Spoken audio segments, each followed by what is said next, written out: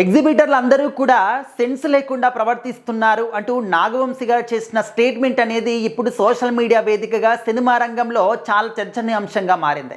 So రీసెంట్గా ఎగ్జిబిటర్లు అందరూ కూడా ఒక ప్రెస్ మీట్ని ఏర్పాటు చేసి మేము ఖచ్చితంగా థియేటర్లలో కూడా మాకు పర్సంటేజ్ ఇస్తేనే థియేటర్ల గురించి మాట్లాడతాము, థియేటర్లని ఓపెన్ చేస్తాము అని చెప్పేసి వాళ్ళు బల్లగుద్ది మరి స్ట్రాంగ్గా నిలబడ్డారు.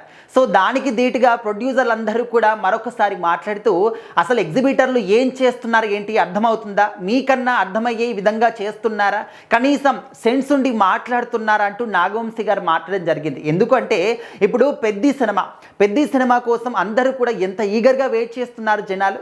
సో జనాలు ఆదరిస్తేనే, జనాలు సినిమాలు చూస్తేనే మనందరం కూడా బ్రతుకుతాము. సో అలాంటిది సినిమా వస్తున్న తరుణంలో ఆ సినిమా కోసం ఇంకా ఎక్కువగా మీరు కూడా మీ వంతు సహాయం చేయాలి, కానీ అదేవిధంగా సినిమా ప్రమోషన్స్లో భాగంగా మీరు పాల్గొనాలి, కానీ ఆ సినిమా గురించి మీరు అంటే సినిమా మాకు కావాలి అని చెప్పేసి ఫైటింగ్ చేయాల్సింది పోయి ఈ విధమైనటువంటి పనికి మాలిన డిస్కషన్లు పెడుతున్నారు అనే విధంగా నాగవంశి గారు మాట్లాడుతూ ఉన్నారు.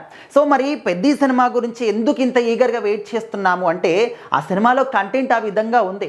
ఒకవేళ థియేటర్లు కనుక లేకపోతే జనాలు అన్నిటిని కూడా బద్దలు కొట్టే పరిస్థితి కూడా రావచ్చు. సో అంత మంచి గొప్ప కాన్సెప్ట్తోని మన బుచ్చిబాబు గారు రాబోతుంటే ఈ విధంగా మీరు మధ్యలో ప్రెస్ మీట్లు పెట్టేసి మేము అది చేస్తాము ఇది చేస్తామని చెప్పేసి సెన్స్ లేకుండా మాట్లాడడం ఎంతవరకు కరెక్ట్? ఇంకా సినిమా గురించి పూజలు చేయాలి, మీరు సినిమా గురించి గొప్పగా కోరుకోవాలి, సినిమా బాగా ఆడాలి అని చెప్పేసి కోరుకోవాలి.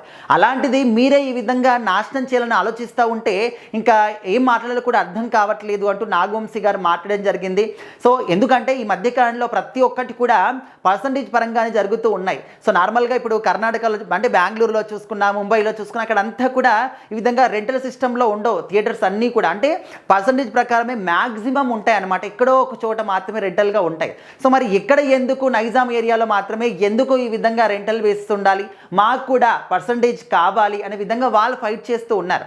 సో మరి నిర్మాతలు మాత్రం వాళ్ళ కష్టాలు ఏంటి ఇంకా అది అందరికీ తెలిసిన విషయమే.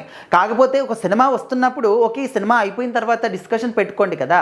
సినిమా వస్తున్న తరుణంలో వాళ్ళు ప్రమోషన్ చేస్తూ ఉన్నారు అంటే ఇంత పెద్ద సినిమా కోసం మీరు పూజలు చేయాలి, గొప్పగా రావాలని కోరుకోవాలి, కానీ సినిమా నాశనం చేయడానికి పూనుకున్నట్టుగా అనిపిస్తుంది అనే విధంగా నాగవంశి గారు అంటూ, సో దయచేసి ఈ విధంగా సెన్స్ లేని మాటలు మాత్రం మాట్లాడకండి అంటూ మాట్లాడడం జరిగింది. సో ప్రజెంట్ ఆ వీడియో చాలా వైరల్ అవుతుంది.